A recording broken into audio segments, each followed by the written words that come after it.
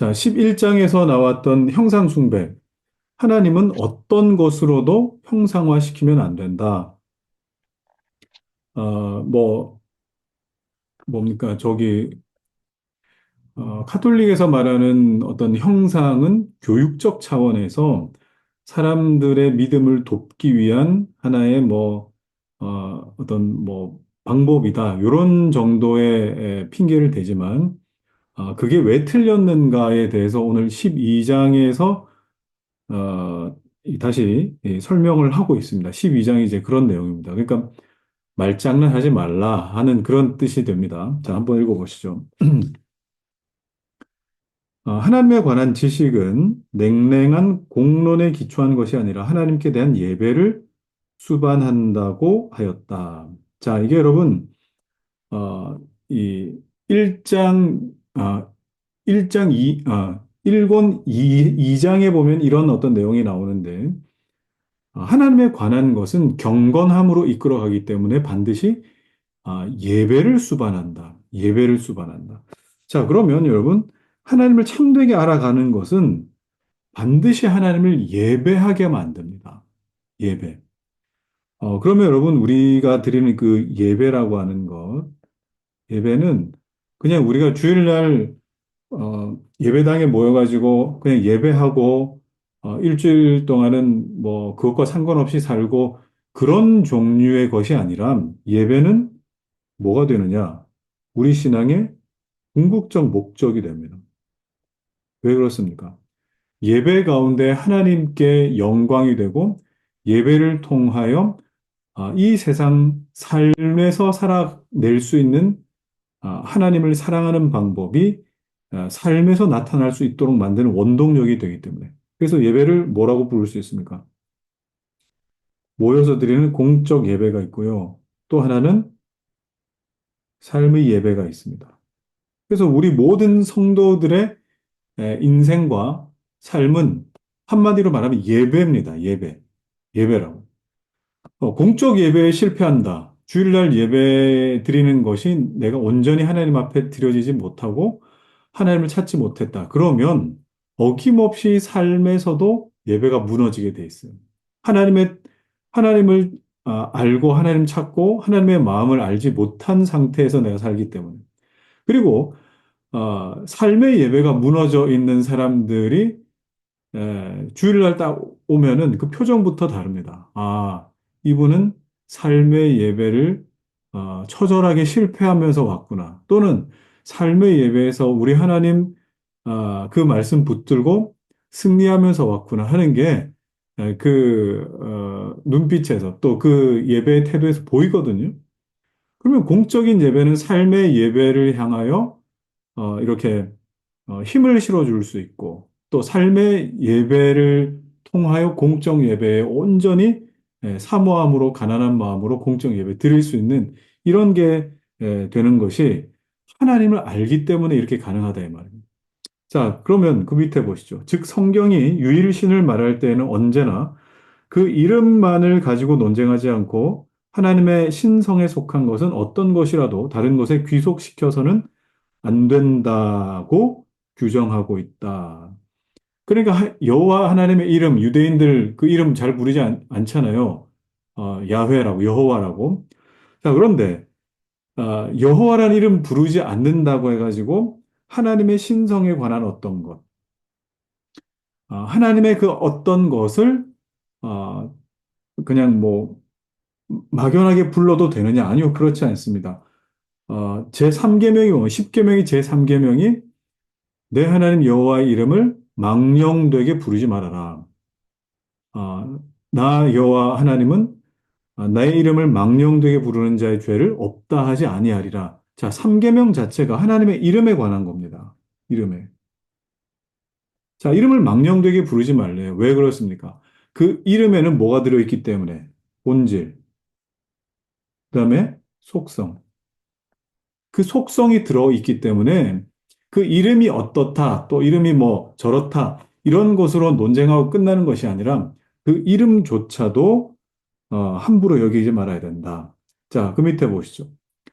의심할 여지 없이 종교를 의미하는 헬라어 유세베이아 역시 정당한 예배를 뜻한다. 자, 그러면 여러분, 원래 종교라고 하는 말은 좋은 의미입니다. 종교. 어떤 뜻이라고요? 정당한 예배. 자, 정당한 예배. 자, 종교라고 하는 말 자체가 정당한 예배입니다.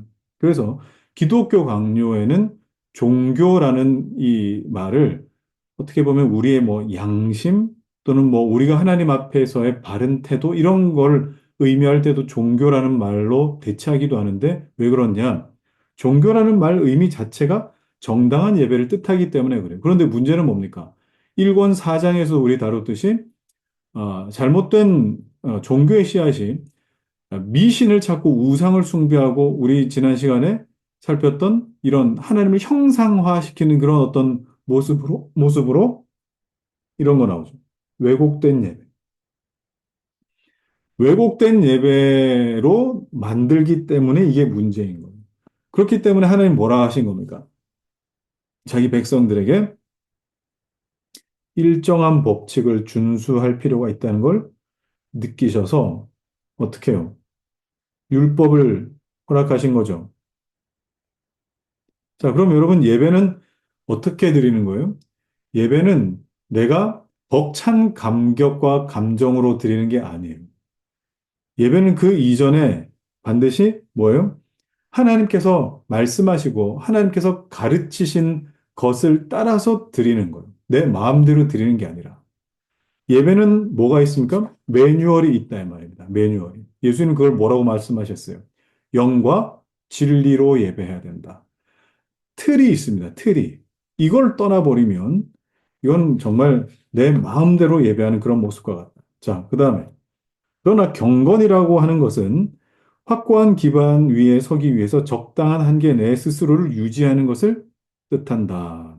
이와 마찬가지로 미신이란 말도 역시 규정된 방법과 질서에 만족하지 않고 쓸데없는 수많은 공허한 것들을 모아들이기 때문에 그렇게 불려진다고 생각한다.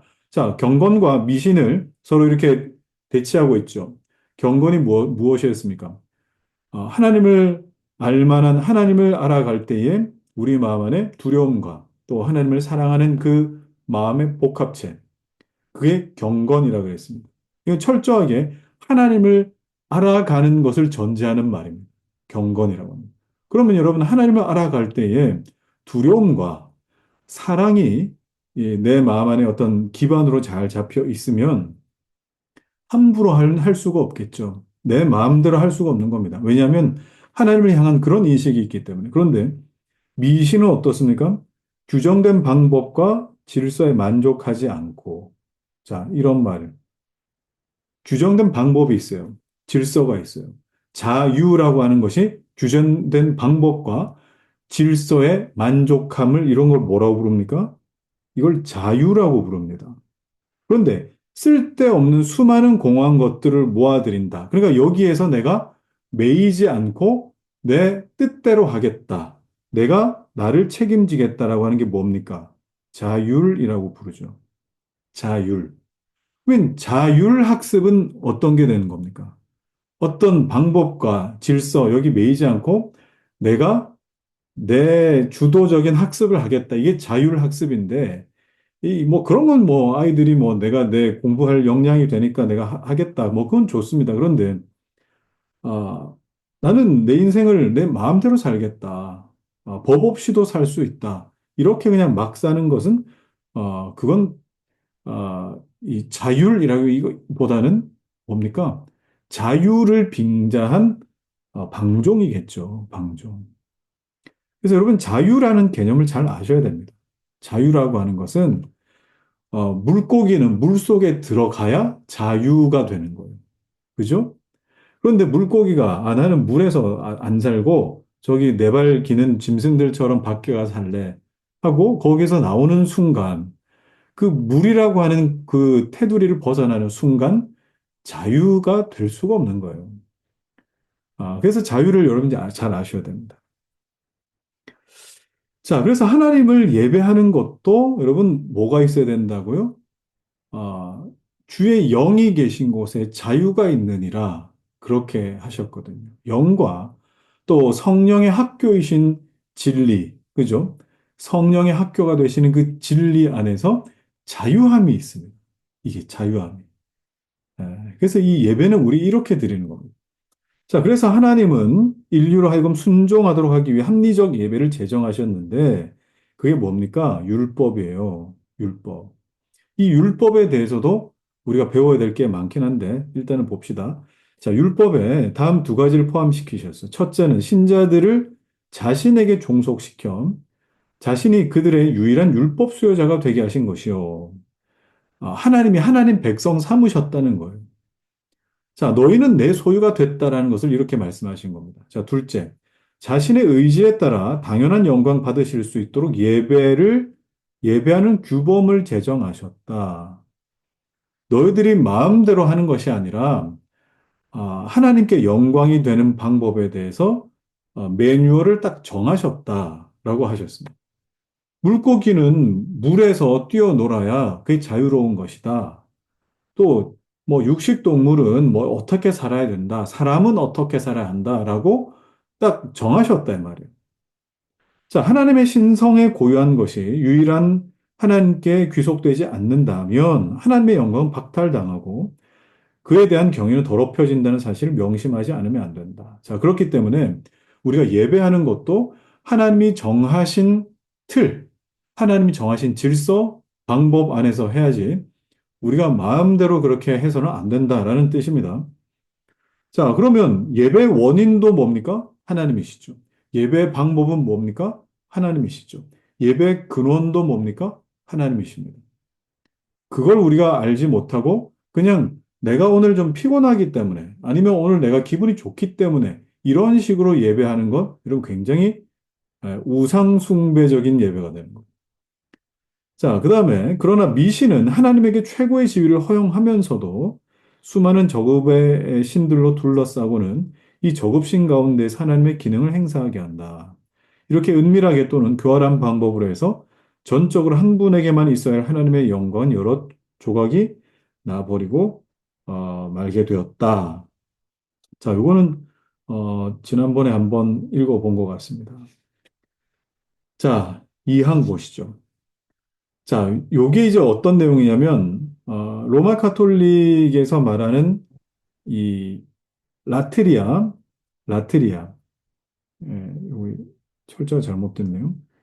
라트리아와 둘리아가 너희들 이거 말장난하고 있는 거다라고 지금 칼빈이 이 책망하고 지적하고 있는 내용. 자, 한번 읽어볼까요? 그들이 말하는 로마 카톨릭이에요. 소위 라트리아와 예배입니다. 이건 경배, 뭐 숭배 이런 뜻입니다. 라트리아. 자, 그리고 둘리아 이거는 섬김, 봉사 이런 뜻이기도 합니다. 어떻게 보면 뭐 라트리아는 뭐와 가깝습니까? 이거는 뭐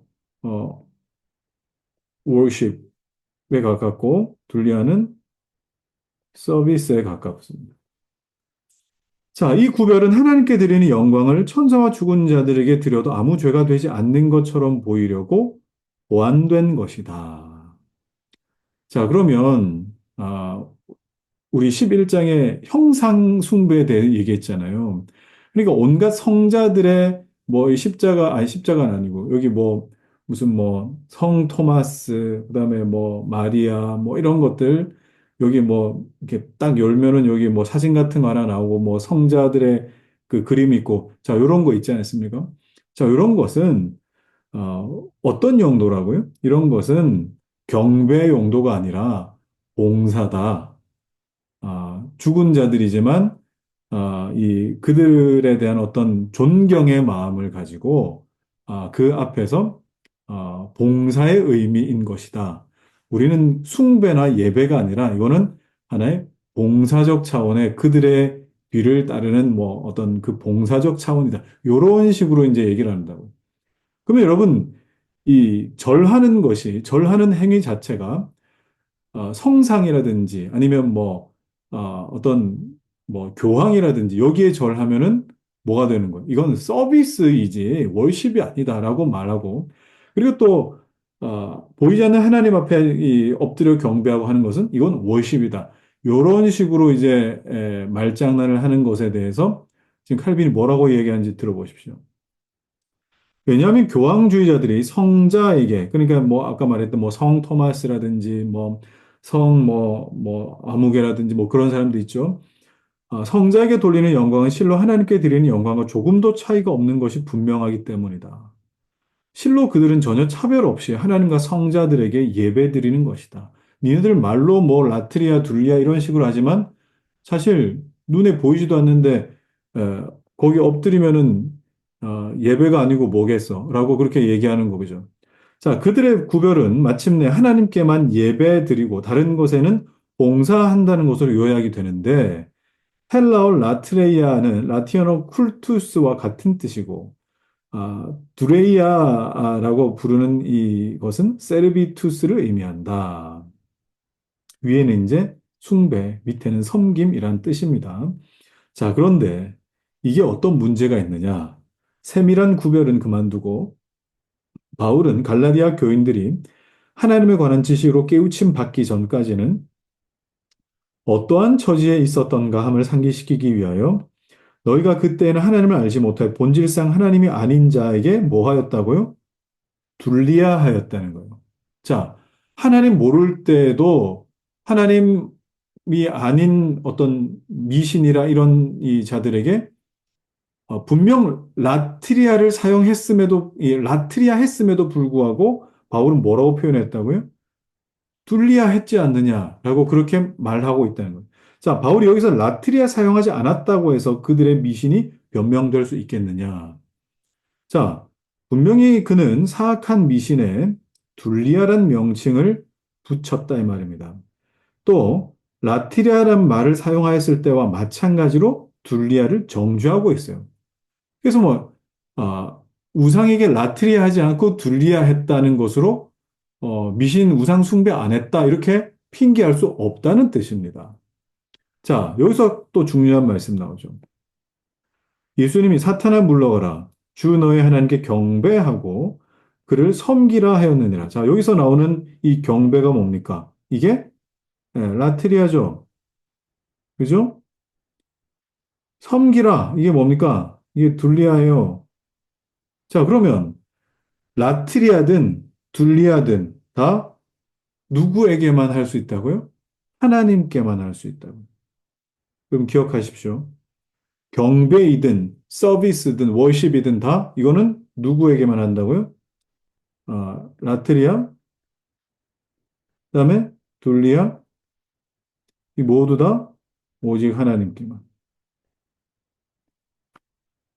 뭐 거기에서 절한 성상에서 절하는 거 둘리아다 뭐 이렇게 이거 아니라 이 말이에요. 자, 왜냐하면 사탄이 그리스도에 요구한 것은 다만 엎드려 경배한 것뿐이었기 때문이다. 이와 같이 요한이 천사 앞에 무릎을 꿇었다. 계시록에 보면 이런 내용이 나오는데 사도 요한이 계시록에서 환상 중에 천사에게 놀래가지고 무릎 꿇었더니 천사가 책망하죠. 나한테 왜 그러느냐고.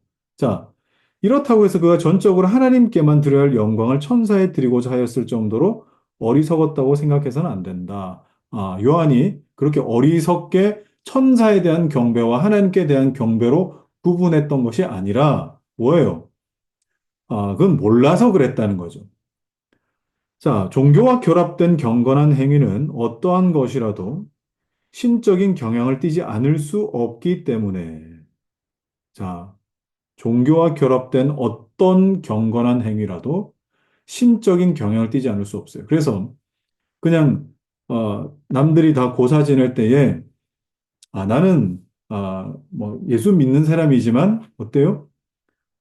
다른 사람 다 하는데 나는 기도하는 마음으로 절했습니다. 여러분, 기도하는 마음으로 절한 게 어디 있어요? 여기 보십시오.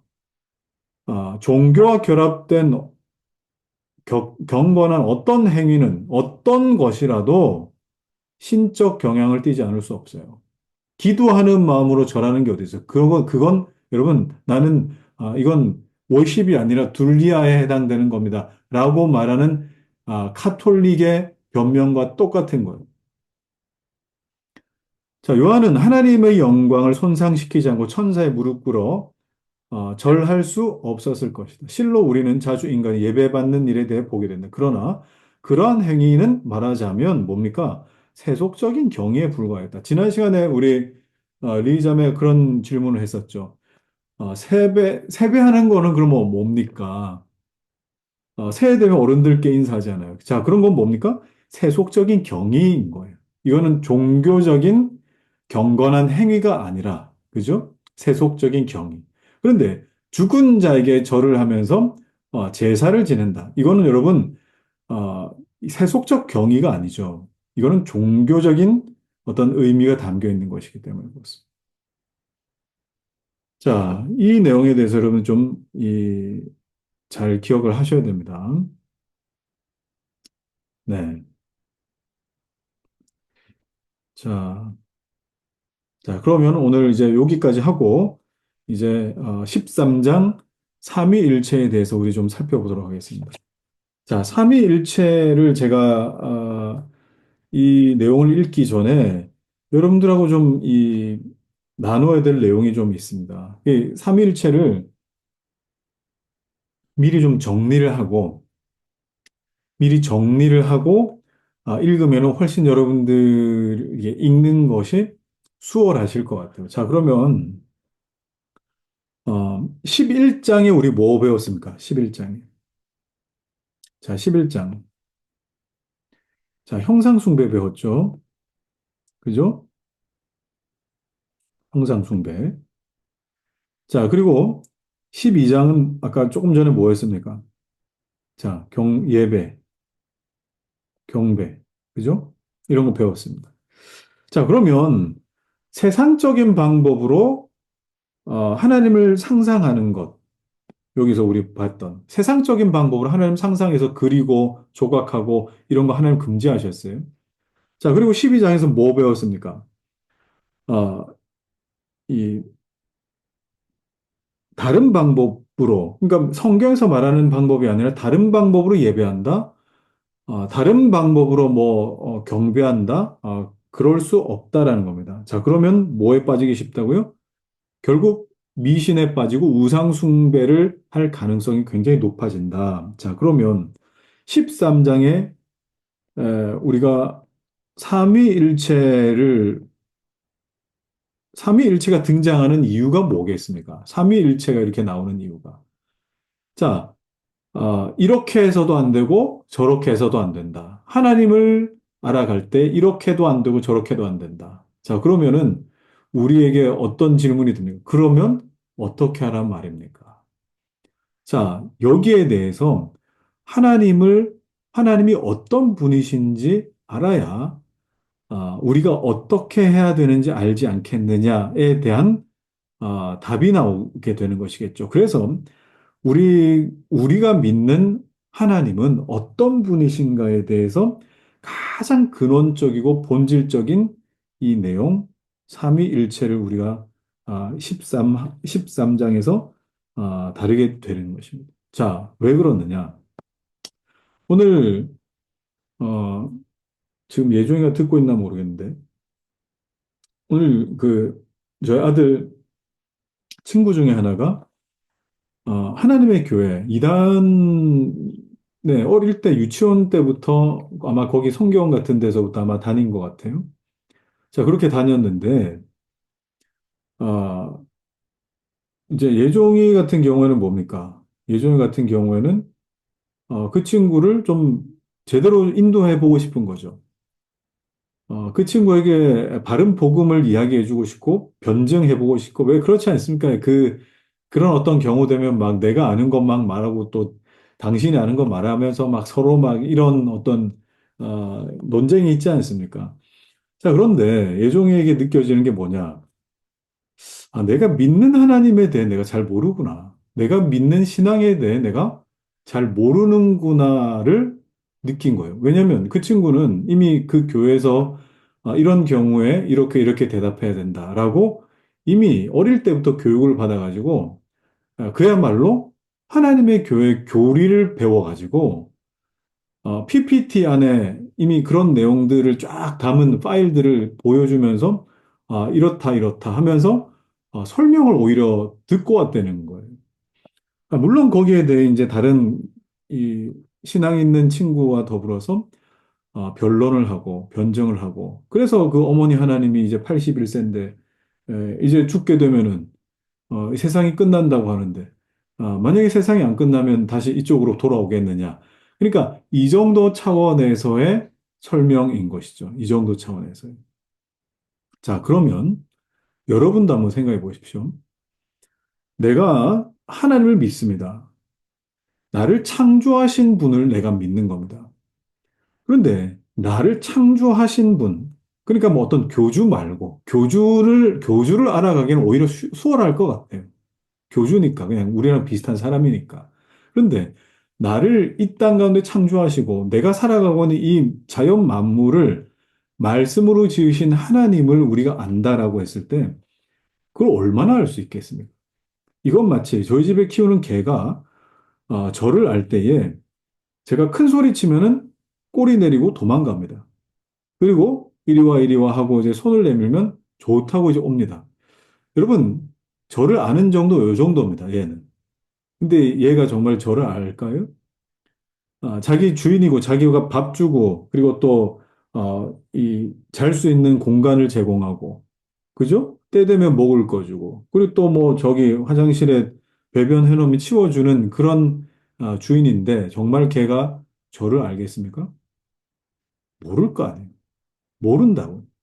지금 만약에 뭐 우리 예꾸마 아이들이 이 저를 아는 것보다 훨씬 더 모를걸요? 훨씬 더 모른다. 자, 그렇다면 우리가 믿고 있는 하나님을 아는 것이 왜 중요합니까? 여러분, 믿음이 뭐와 연관돼 있다 그랬어요? 믿음은 언제 생긴다 그랬어요? 지식과, 지식과 굉장한 이 연관이 있다 그랬죠. 알아갈 때의 믿음이 생기는 거거든요. 그래서 내가 예수 그리스도를 믿는다라고 할 때에 예수 그리스도가 누구이신지, 그분이 행하신 일이 무엇인지에 대해 내가 바르게 알 때에 비로소 내 안에 믿음이라는 것이 내 안에 심겨지고 자라게 되는 거예요. 그럼 안다는 것이 믿음과 연관되어 있으면은 이 안다는 것은 결국 무엇과 연관되는 거겠습니까? 여러분의 구원과 연관되는 거거든요. 그래서 여러분 이 하나님을 안다라고 하는 것이 왜 중요하냐? 그것은 믿음과 연관되어 있고 그 믿음은 여러분의 구원과 연관되어 있기 때문에 굉장히 중요한 겁니다. 굉장히.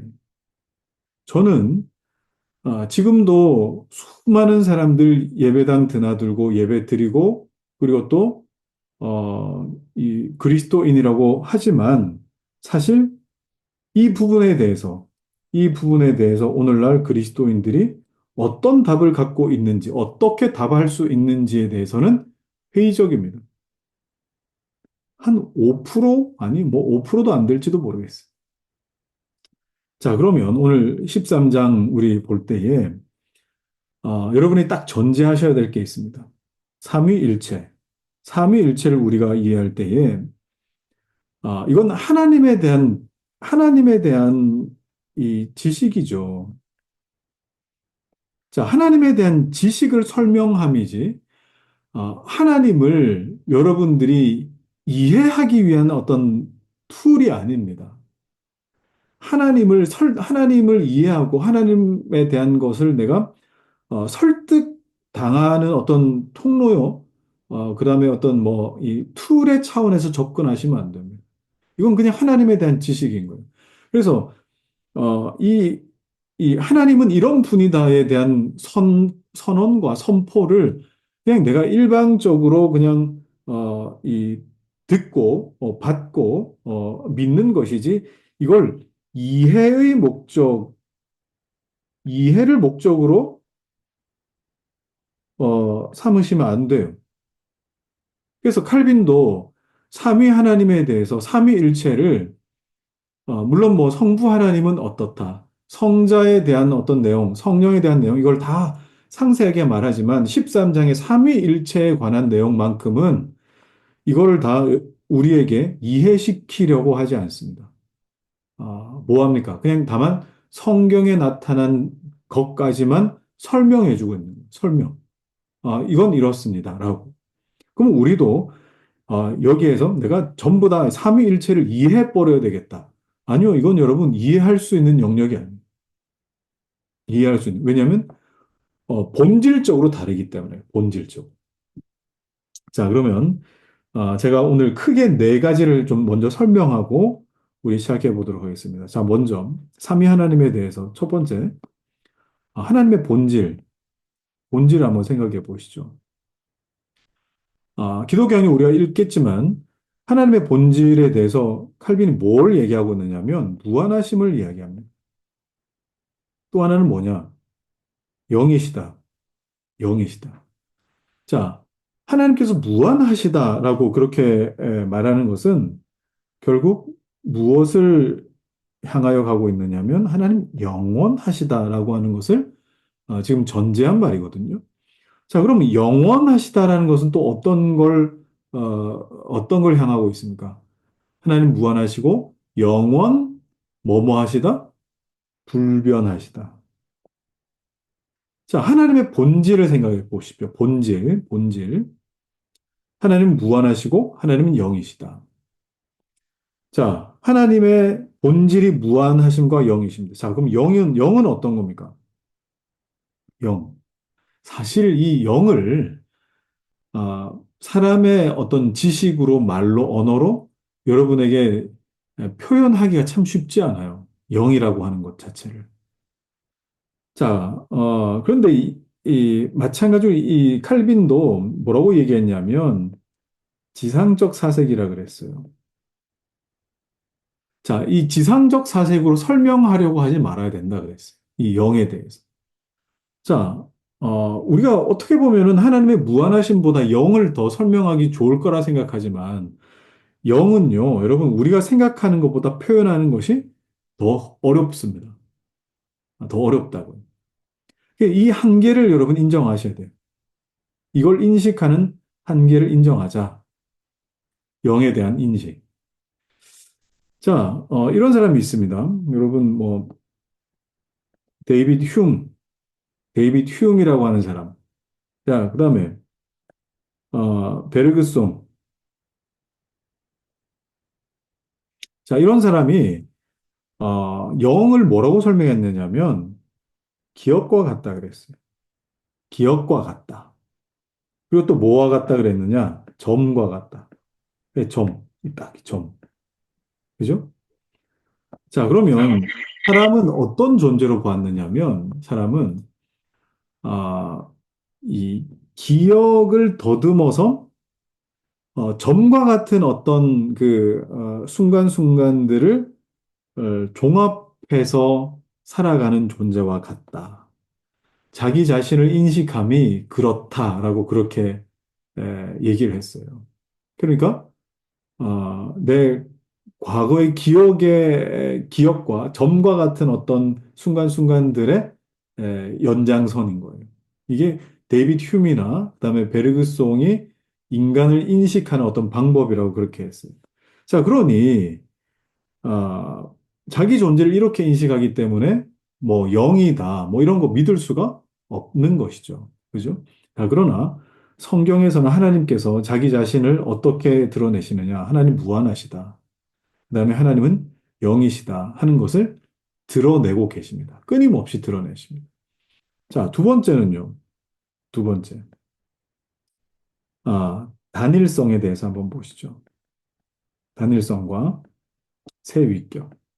자, 이게 이제 기독교 강요에 이제 차례대로 하나님 본질 나오고 단일성 나오고 새 위격 이제 설명하는데 오늘은 아마 단일성과 그 동일 본질 정도까지 아마 설명할 수 있지 않을까 싶습니다.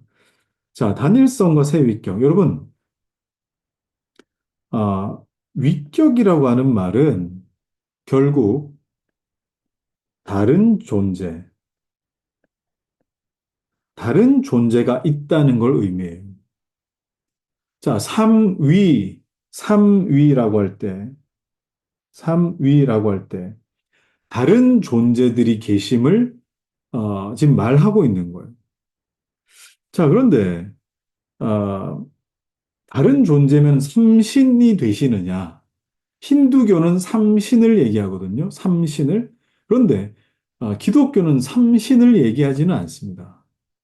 뭐냐? 하나의 동일 본질, 본질과 다른 새 존재. 하나의 동일한 본질과 다른 새 존재를 말씀하는 거예요. 자, 아까 본질에 대해서 뭐라고 했습니까? 본질.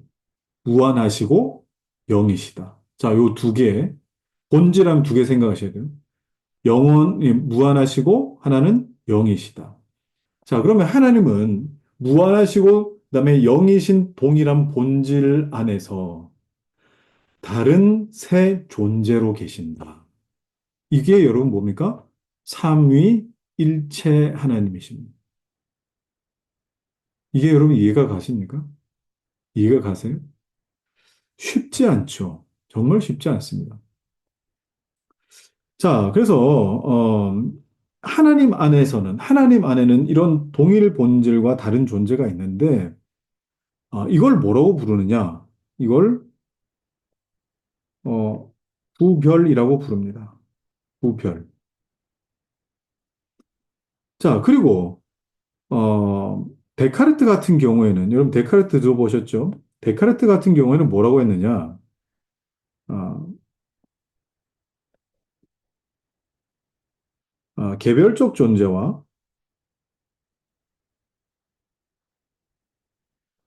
가치가 있다.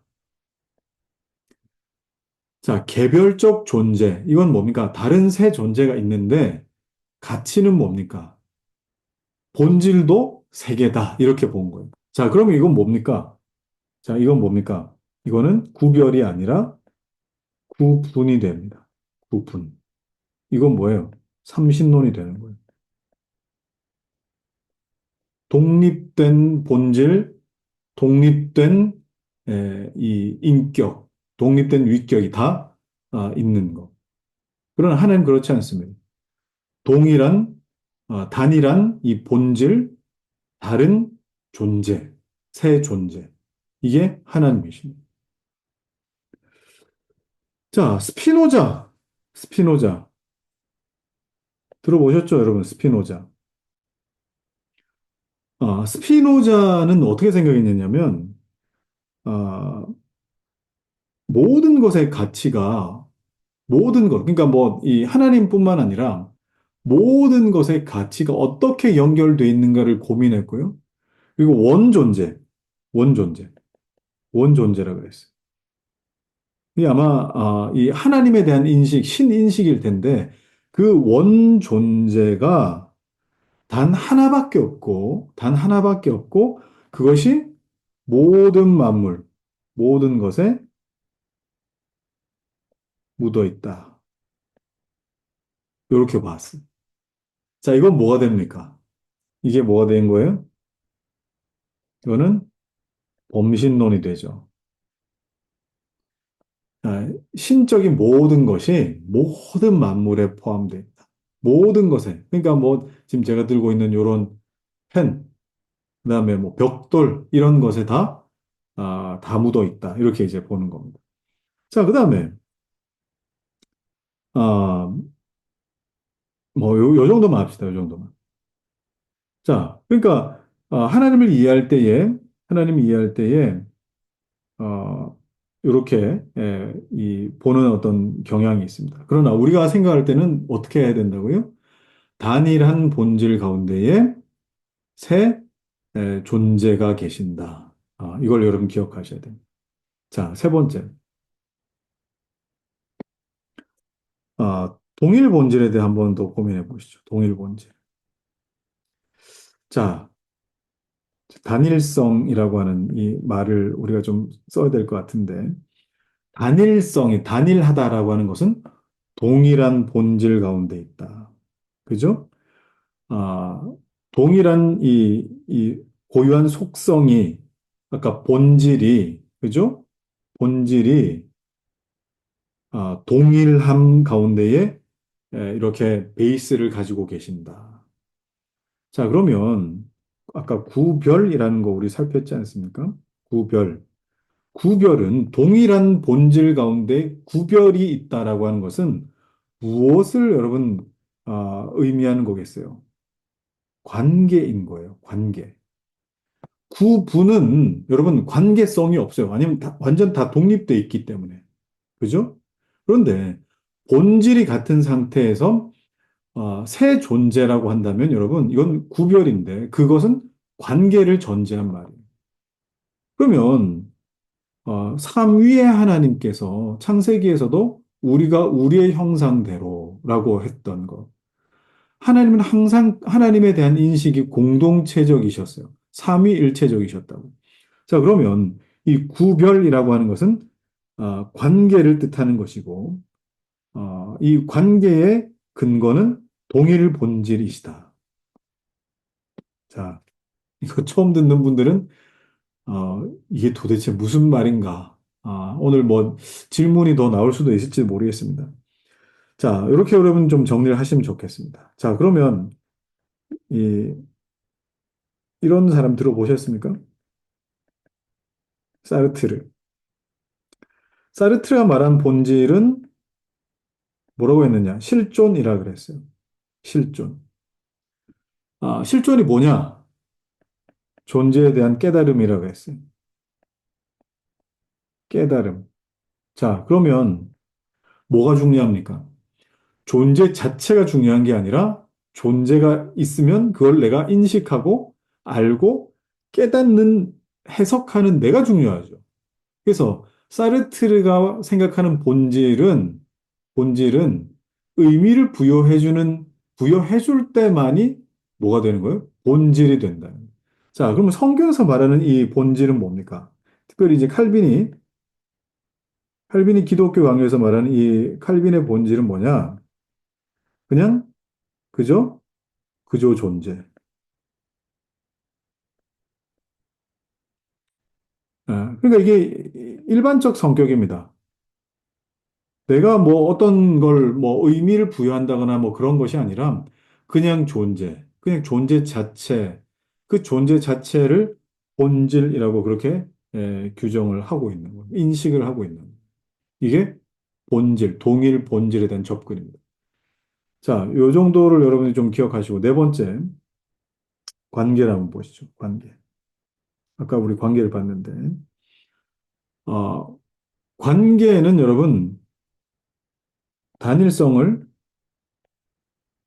단일성 보존을 위함입니다. 그렇죠? 아까 이 동일 본질을 전제로 관계가 나타난다 그랬으니까 단일성 보존을 위함이다. 자, 그러면 그 관계는 관계라고 하는 것은 서로 구별되는데 서로 구별이 되는데 공유할 수 없는 성격을 뜻합니다. 구별 구별되며 공유할 수 없는 성격. 이게 뭐예요? 관계가 가지고 있는 이 내용이에요. 관계라고 하는 말의 내용. 자, 그러면 구별되고 공유할 수 없는 성격. 아까 세 가지 존재라고 그랬죠. 이걸 뭐라고 부릅니까? 더 간단하게 본체라고 부릅니다. 본체. 그러면 동일 본질 안에 세 본체가 있다라고 우리가 인식하는 것이죠. 그러면 공유되는 성질은 뭐예요? 공유할 수 없는 성격이 본체라고 그랬으면 공유하는 성격은 본질, 본질. 본질은 아까 뭐라고 했어요? 무한하시고 영이시다. 그럼 삼위 하나님은 기본적으로 무한하시고 영이신 분들이에요. 그 중에 제2위 성자 하나님은 어떻게 해요? 사람의 육을 입고 이 땅 가운데 사람의 모습으로 나타나신 것이고, 그 이전에는 뭐였습니까? 무한하시고 영이신 분이셨어요. 자, 그러면 이렇게 정리해 볼 수 있겠죠. 본질과 본체. 본질은 뭐였습니까? 이거는 공유적 속성이요. 일반적이다. 본체는 공유가 안 되고, 이건 뭡니까?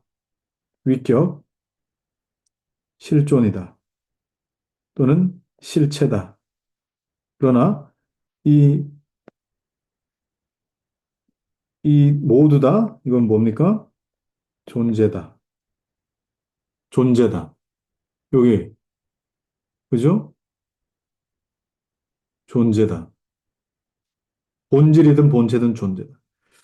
자, 그러면, 성부, 성자, 성령. 정리를 하자면 이렇습니다. 성부, 성자, 성령 서로 구별된 관계 속에 동일한 본질을 가지고 계신다. 그럼에도 불구하고 우리가 이거를 지상적인 사색으로 우리가 갖고 있는 이 어떤 부분으로 판단하고 그리고 또 어떤 이해를 다 했다 또는 끝났다 이런 식으로 볼 것이 아니라 이건 다 무엇을 설명하는 이 개념이라고요? 관계. 관계와 존재를 설명하는 어떤 이 정도로 우리는 좀 만족할 필요가 있겠다. 여러분 요거를 일단 좀 전제하고 오늘 본문을 좀 들어가면 좋겠습니다. 오늘 본문. 자, 그러면 조금 읽기가 수월할지도 모르겠다는 제 일방적인 짐작입니다. 한번 보시죠. 자, 성경은 하나님의 본질이 무한하시며 바로 나오죠. 하나님의 본질, 무한하시며 영적이시다. 이는 일반 대중의 망상을 일축할 뿐 아니라 세속 철학의 그 교묘한 이론을 논박하기 충분하다. 고대 어떤 이는 우리가 보는 것과 보지 못하는 것 모두가 하나님이시다. 이거 뭡니까? 이 범신론이었잖아요.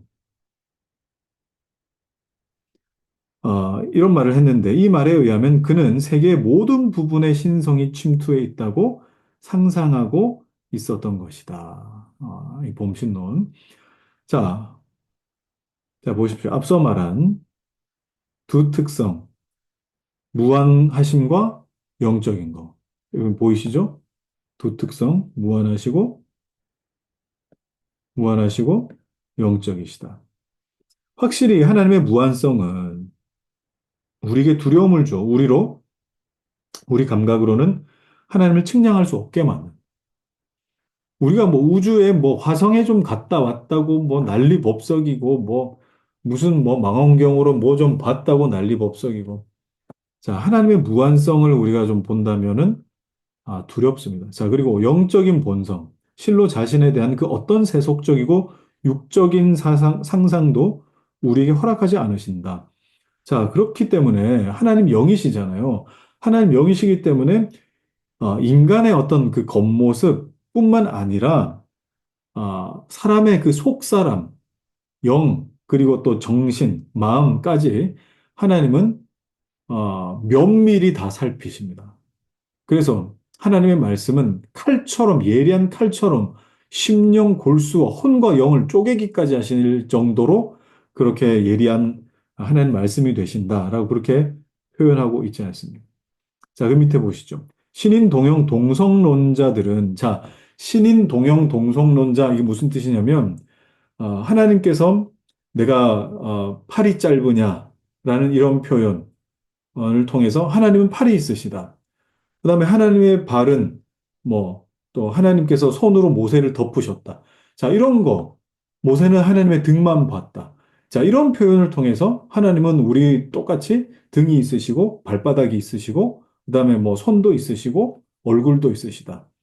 이렇게 믿는 자들, 신인 동형 동성론자들이라고 부릅니다. 자, 이들은 하나님을 육체적인 존재로 상상하였는데, 이는 성경이 하나님을 이런 것들로 표현하고 있다는 사실에 연유한다. 그러나, 우리는 이에 대하여 쉽게 반박할 수 있는데, 아무리 지능이 낮은 자도 유머가 어린아이에게 말하는 것처럼 하나님께서 우리 그렇게 말씀하셨다는 것이다.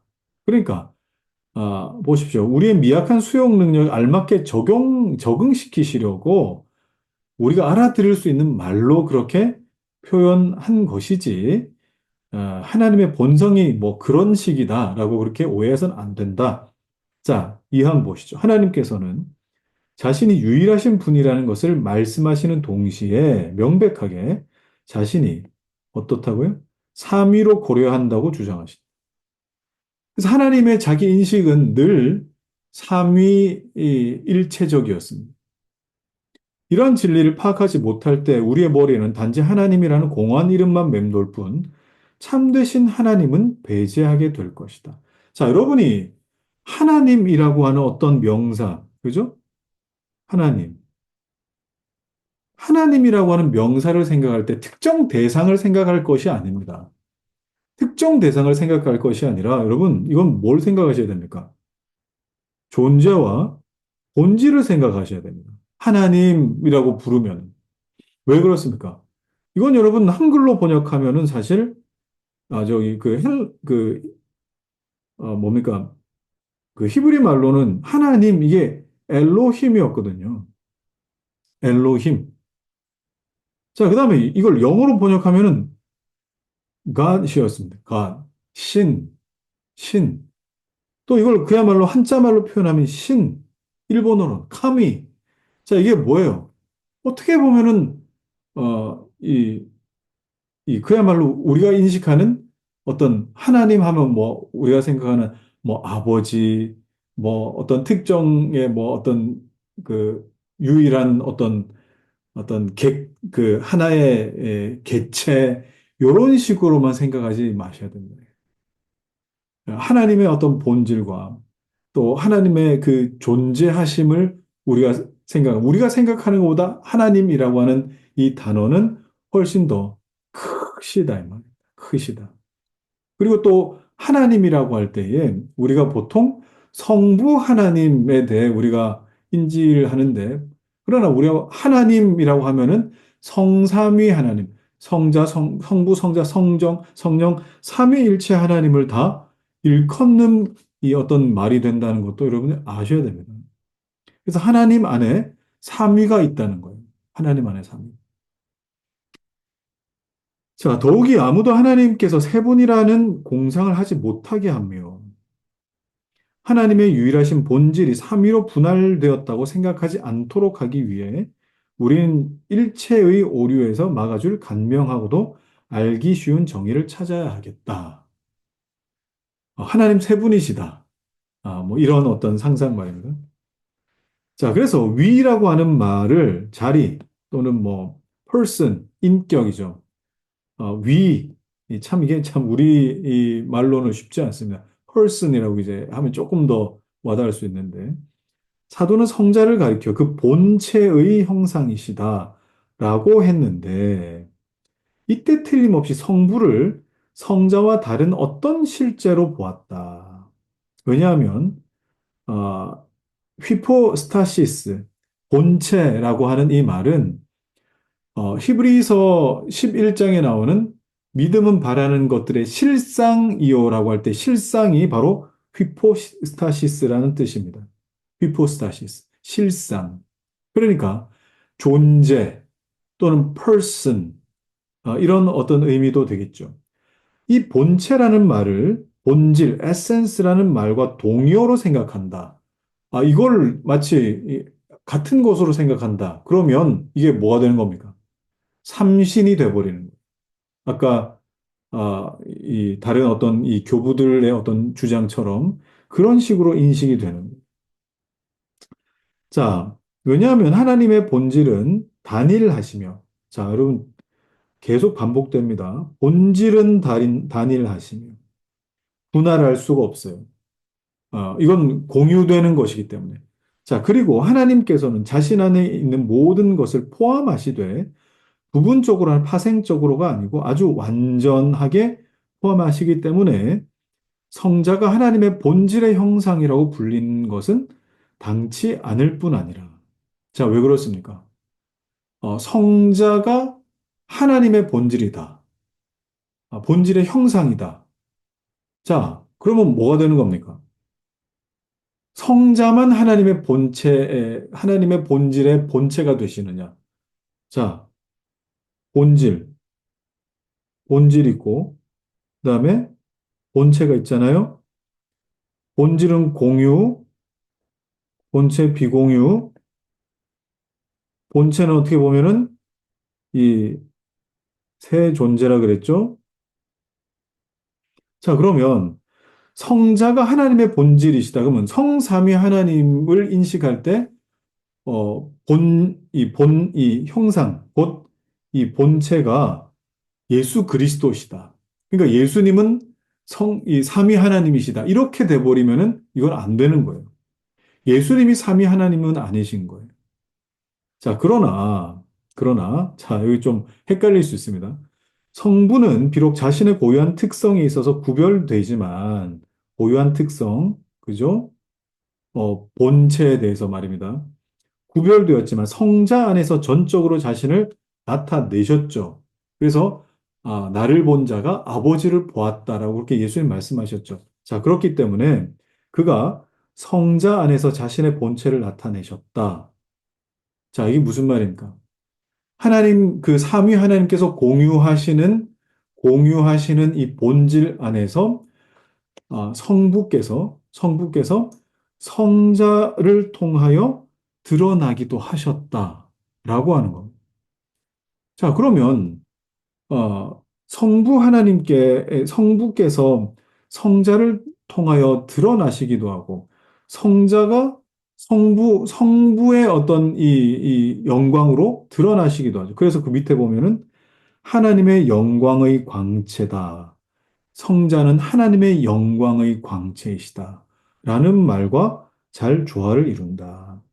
자, 그리고 그 밑에 우리는 사도의 이 같은 말을 통하여 성자 안에 있는 바로 그 본체가 자, 본질과 본체를 잘 구별하셔야 돼요. 성자 안에 있는 바로 그 본체가 성부 안에 있다고 결론 지을 수 있다. 자, 성부 안에 있다는 말은 뭡니까? 본질을 갖게 성부의 본질 안에 성자의 본체가 있으시다. 라는 뜻이 되는 겁니다. 그리고 성자의 본질 안에 성부의 본체가 있으시다. 이렇게도 우리 이해할 수 있는 겁니다. 음. 또한 이 사실에서 우리는 성자에게도 본체가 있으며 이것이 바로 성자를 성부와 구별시켜 준다는 것을 쉽게 확인할 수 있다. 자, 성령도 똑같이 적용할 수 있죠. 우리가 성령이 하나님이라는 걸 증명하게 되겠지만 성령을 성부와 구별된 분으로 생각하지 않으면 안 되기 때문이다. 이것은 본질의 구별이 아니라 이건 뭐예요? 새 본체로서의 구별이다. person으로서. 그다음에 subsistance라고 해서 실체, 구별이 있다. 새 존재다라는. 자, 여러분이 처음 들으시면은 이게 막 정신이 없으실 겁니다. 네. 자, 사망 보시죠, 사망. 자, 벌써 5분이네. 오늘, 자, 오늘 할 게 많은데. 자, 할 수 있는 데까지 좀 해보고, 네, 마무리합시다. 자, 삼위일체와 위라는 같은 표현은 성경 해석이 용이함으로 인정할 수 있는 표현이다. 자, 이게 무슨 말이냐? 삼위일체라는 말은 사람이 만들어낸 말 아니냐. 그런데 성경으로 나오지 않는 이 말을 쓰는 것이 옳으냐에 대한 이야기입니다.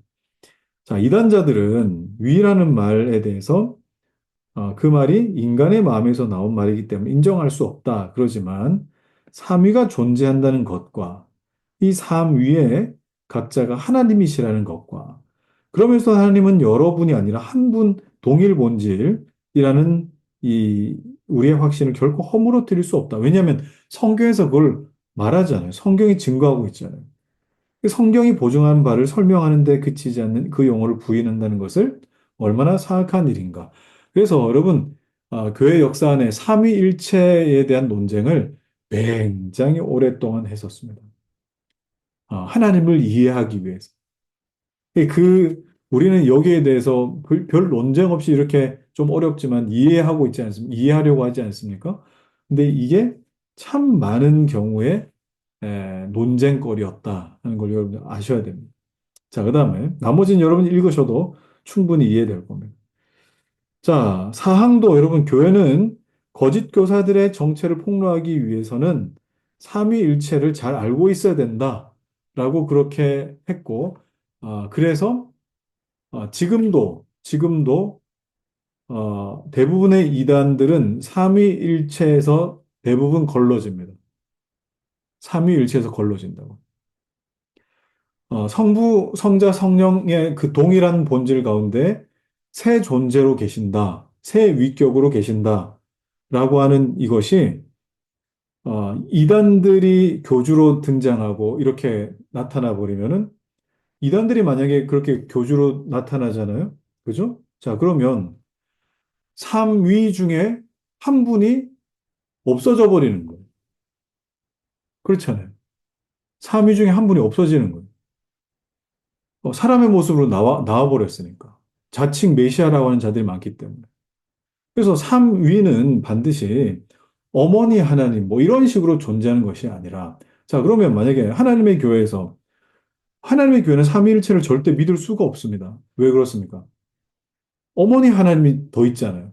아버지 하나님이 있고, 아들이 있고, 그다음에 성령이 있는데, 만약에 이제 안상홍이 그 중에 한 명이었다. 근데 중간에 또 어머니가 있으니까 이건 네 개의 존재가 되기 때문에 있을 수가 없죠.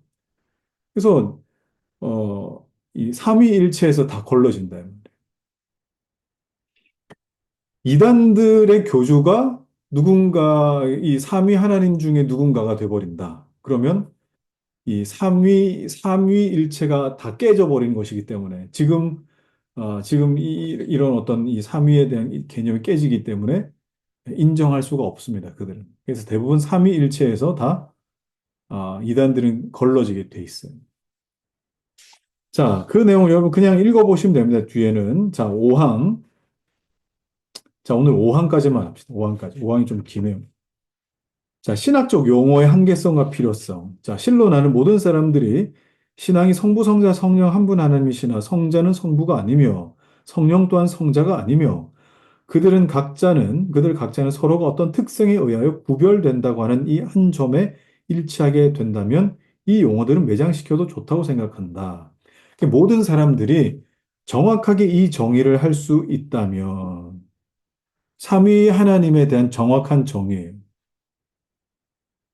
성부, 성자, 성령이 한 분 하나님이시나 동일한 본질 가운데 하나님 한 분이시나 성자는 성부가 아니고 성령은 성자가 아니고 그들 서로 각자의 특성 가운데 구별되신다. 이게 이, 이 웨스트민스터 신앙 고백 안에서도 정확하게 나오는 내용이에요. 자, 그런데 여기에 한계가 많기 때문에 우린 삼위일체라는 용어가 필요하다는 거죠. 자, 라틴 교부들이 호모우시오스라고 하는 이 말을 번역할 때에 성부 성자의 실체는 하나다라는 것을 가리키는 동일 본질이라고 말을 했고요. 자, 그래서 실체 라는 말을 본질이라는 말 대신에 사용을 했다. 자, 뭐 여기서 여러분들 그냥 동일 본질, 동일 본질. 자, 여러분 이 본질에 대해서 아까 무한하시다, 그다음에 영이시다 우리 표현했잖아요. 만약에 사람, 사람의 본질, 그죠? 그다음에 곤충의 본질, 그죠? 그다음에 개의 본질. 자, 구별이 되십니까, 여러분? 구분이 되시죠? 제가 일일이 다 설명하지 않아도 사람의 본질 하면은 다른 곤충의 본질, 개의 본질, 꽃의 본질, 물의 본질, 구분이 되시죠? 자, 그러면 하나님의 본질 하게 되면은, 아, 하나님의 본질 하면은, 완전히 어떤 이 모든 이 나머지를 창조하신 창조주의 본질로서는 내가 상상할 수 없는 어떤 부분이겠구나. 그거는 무한하시고 영이시구나 하는 것을 여러분들이 하나님을 이해할 때 좀, 어, 전제로 좀 깔아놓으셨으면 좋겠어요. 이게 본질이죠. 삼위 하나님은 이런 본질 위에 계시다, 이 말이에요. 자, 그 밑에 이와 같은 중대한 문제를 논하기에는 인간의 말이 빈곤하기 때문에 휘포스타시스, 이게 위라는 이 개념입니다. 위, 실체 또는 위격 또는 person이라는 어떤 개념. 자, 이런 구분을 놓고 우리가 생각할 때 위라고 하는 걸, 이 휘포스타시스라는 걸 부득이하게 쓸 수밖에 없었어요. 이러한 용어로 하나님께서 어떤 분이라는 걸 설명할 수가 없고 다만 성부, 성자, 성령의 실제가 존재한다는 것을 묵과하지 않기 위해 사용한 것이라고 하였던 것이다. 신학적인 어떤 이 배경이 필요했다는 겁니다. 우리에게. 자, 아리우스는 여러분 요것만 하고 마칩시다. 아리우스 아주 그 이단 중에 아주 상이단이죠. 이단 중에 상이단. 자, 아리우스와 아타나시우스 논쟁. 우리 그 제자반에서는 배웠을 텐데. 이게 뭡니까? 아리우스가 유사본질 말했어요. 유사본질. 유사본질이 뭐냐? 여기 나오죠. 그리스도께서 하나님이라고 말하면서 그는 창조되었고 시초를 가진다. 그는 그리스도가 성부와 하나라고 말했지만 비록 어떤 특수한 특권에 의해서라고 하지만 다른 신자들처럼 성부에 연합되었다고 은밀하게 자기 제자들에게 속삭이기도 했다. 자, 이게 무슨 말이냐면, 아, 성부와 성자는 그 본질상 동일하지 않고 비슷하다. 아까 우리 동일 본질 얘기했잖아요. 동일 본질이 아니라 유사하다. 그리스도의 본질이 조금 떨어진다.